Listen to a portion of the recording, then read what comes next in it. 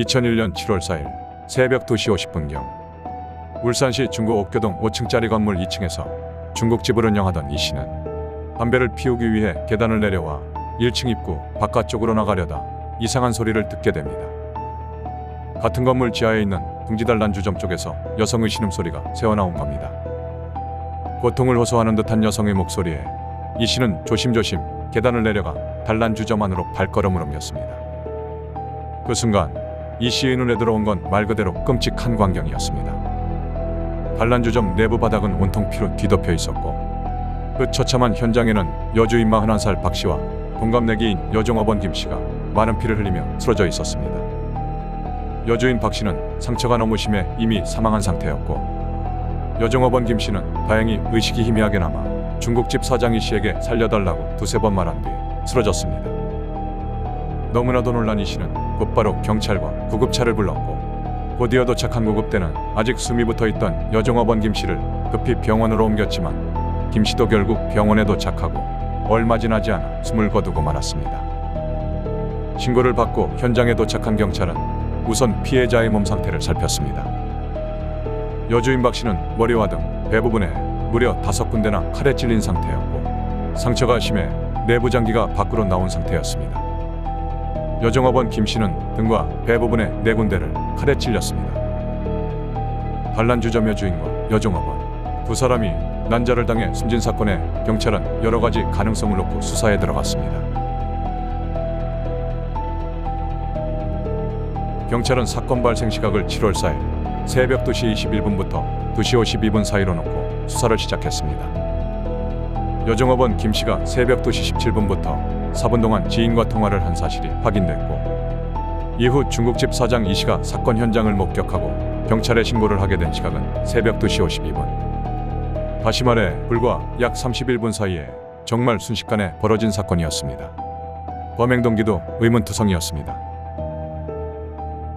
범행 현장에는 전혀 강도짓을 하려 했던 흔적이 발견되지 않았으며 카운터에 돈통화는 비어 있었지만 사장 지갑 안에는 현금 130만 원이 그대로 남아 있었습니다.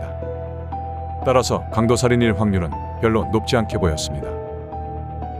다만 성폭행이 결합된 살인일 확률은 어느 정도 있었는데 당시 발견된 여종업원은 허리띠가 풀려 바지가 살짝 내려왔고 신발 한쪽이 벗겨져 있었습니다.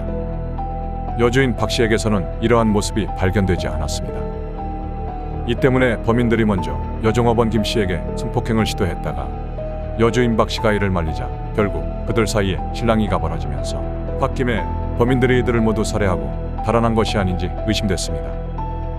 범인들이 사용한 무기도 특이했습니다.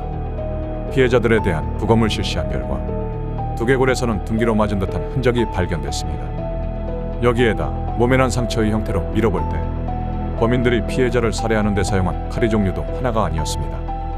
상처의 형태로 보아 외날칼과 예리한 양날칼이 사용되었다는 분석 결과가 나왔으며 장기가 밖으로 나온 점 때문에 톱니칼이 사용됐을 가능성이 높은 것으로 추정됐습니다.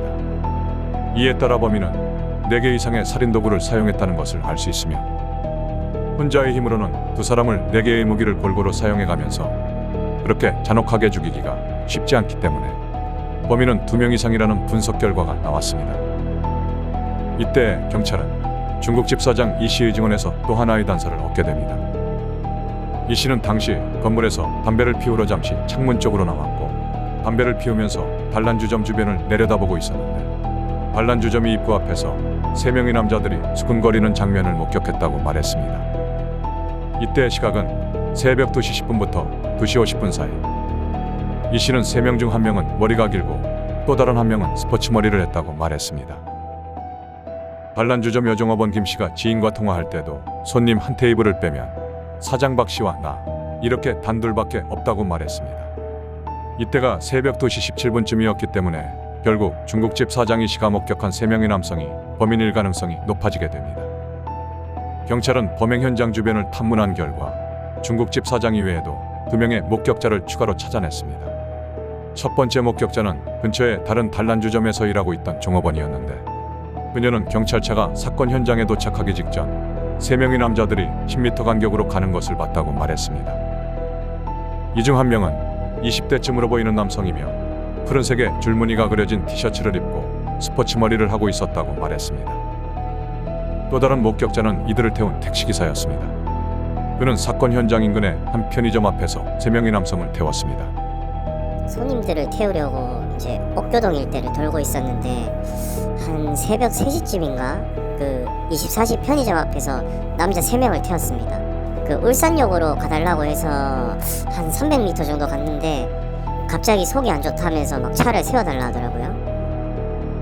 이 남성들은 서둘러 택시에서 내렸지만 택시기사는 바로 뒷자리에 태운 사람들의 인상착의를 좀 더 상세히 기억하고 있었습니다. 택시기사는 3명 모두 20대 후반의 남성들이었고 1명은 몸집이 큰 편, 2명은 호리호리한 편이었으며 2명의 남성은 스포츠형 머리를 하고 있었다고 말했습니다.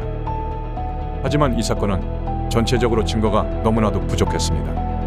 20대 후반의 남성 3명, 스포츠형 머리 2명 등의 단서만으로는 범인의 윤곽이 쉽게 잡히지 않았습니다. 특히 사건이 발생한 2001년만 해도 CCTV가 제대로 보급되지 않았습니다. 단란주점 주변에 CCTV의 개수가 부족했고 범행 현장인 단란주점 건물에는 CCTV가 아예 없었습니다. 근처 상가 CCTV 일부가 단란주점 쪽으로 앵글이 잡혀있어 범인들이 단란주점 입구에 서 있는 모습이 포착되기는 했지만 화질이 너무나도 좋지 않아 범인들의 자세한 모습을 전혀 식별할 수가 없었습니다. 그런데 무엇보다 경찰이 수사에 어려움을 겪은 이유는 CCTV가 아닌 지문이었습니다. 보통 사건 현장을 수사하게 되면 지문이 사건 해결에 큰 열쇠가 될 수 있는데 범인은 지문을 전혀 남기지 않았습니다. 물론 범인들이 흔적을 감추기 위해 일부러 지문을 닦았을 수도 있지만 이번 사건에서는 또 다른 가능성이 제기됐습니다. 이 단란주점은 잔과 맥주를 시원하게 하기 위해 냉장고에 넣어두었다가 손님이 오면 그때그때 냉장고에서 꺼내주며 영업을 했는데 시원한 맥주를 잔에 따르게 되면 일반적으로 잔의 표면에는 이슬이 맺히게 되고 이 이슬이 자연스럽게 범인들의 지문을 지우는 결과로 이어진다는 겁니다. 이런 상황에서 다행히 경찰은 단란주점 지상으로 연결되는 계단에서 약 10방울의 혈흔, 즉 핏자국을 발견하게 됩니다. 감식 결과 AB형 혈액으로 밝혀졌는데 숨진 여주인과 여종업원의 혈액형과는 일치하지 않았습니다. 따라서 경찰은 범인들이 범행 도중 피해자들의 저항의 손가락을 다치게 되었고 이후 현장을 나오면서 그 혈흔을 남겼을 것으로 추정했습니다. 이 혈흔은 현재까지도 이 사건과 관련된 거의 유일한 증거물로 남아 있습니다. 경찰은 한때 단란주점 여주인 박 씨의 동거남을 용의선상에 놓고 수사하기도 했습니다. 이 동거남이 평소 박 씨에게 돈을 요구하며 심한 폭행을 일삼아왔다는 유족들의 진술에 따라 동거남의 알리바이 수사에 집중했습니다. 당시 동거남은 중국집 사장이 경찰에 신고한 바로 직후인 새벽 2시 54분 단란주점으로 전화를 걸었던 사실이 확인됐습니다. 그리고 난 뒤 동거남은 중국집 사장과 통화한 뒤 곧바로 단란주점으로 찾아왔습니다. 동거남이 범행을 저지르고 집까지 가서 흔적을 숨긴 뒤 다시 범행 현장으로 오기에는 시간이 너무나도 부족한 점 때문에 알리바이가 성립이 되면서 용의선상에서 제외됐습니다.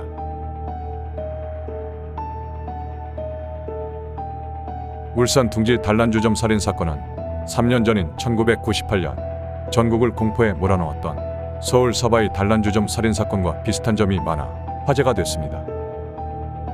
범인이 3인조로 보이는 데다 범행 시간대, 범행에 사용한 흉기, 그리고 범행 장소 등 비슷한 점이 많아 동일범의 소행이 아닌가 하는 말이 아직도 나돌고 있습니다. 범죄 전문가들은 범인이 울산이 아닌 외지 출신의 동종 전과자들일 가능성이 높다고 분석했습니다. 저는 이 사건의 경우 범행 동기나 그 경위보다는 살해에 사용된 흉기들을 더욱 주목해 볼 필요가 있다고 생각합니다. 일반적으로 가정이나 식당에서는 과도와 같이 한쪽에만 날이 있는 칼이 사용되는데 양쪽 날이 있는 칼을 살해 도구로 사용했다는 것은 단란주점에 있던 칼을 우발적으로 사용했다기보다 사전에 미리 그 칼을 소지하고 들어왔다고 볼 수 있습니다. 그리고 한쪽에만 날이 있는 칼에 의한 손상도 있었는데 당시에는 사체의 손상 형상을 근거로 칼등에 톱니가 있는 것으로도 추정이 되었습니다. 보통 군인용 단검이나 폭력배들이 주로 소지하는 일명 사시미 칼 중에 생선 비닐 제거용 톱니가 달린 형태도 있습니다. 또한 사용된 흉기가 여러 개이고 피해자가 2명이었다는 점에서도 일행 중 1명이 아닌 그들 모두가 살해 행동을 함께 했을 가능성이 높습니다. 이와 같이 짧은 시간 내에 여러 명이 서슴지 않고 살해를 하고 또 그 흔적도 나름 없앨 만큼의 경험을 가진 자들로 가정해 본다면 평소 이런 흉기를 소지하는 조직폭력배와 동종 정거자들을 유력한 용의자군으로 생각해 볼 수 있습니다. 그리고 범인들의 행적을 찾지 못했다는 점에서 해당 지역에 연구감이 없는, 즉 타질 사람일 가능성도 있습니다. 따라서 이들 또는 유사 사건들에 대한 프로파일링이나 수법 수사가 보다 더 집중적이고 광범위하게 진행되었다면 어땠을까 하는 아쉬움이 남는 사건입니다. 범행 현장에 증거가 부족한 상황에서 결국 울산 둥지 단란주점 살인 사건은 끝내 미제 사건으로 남게 됐습니다.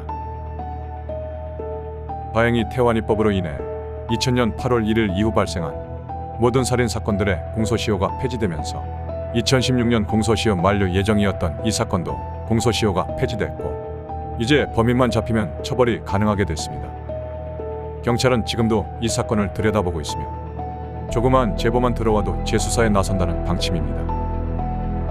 경찰은 처참하게 숨진 피해자들의 원한을 풀기 위해서라도 이 사건에 대해 아는 사람들의 제보가 반드시 필요하다고 밝혔습니다.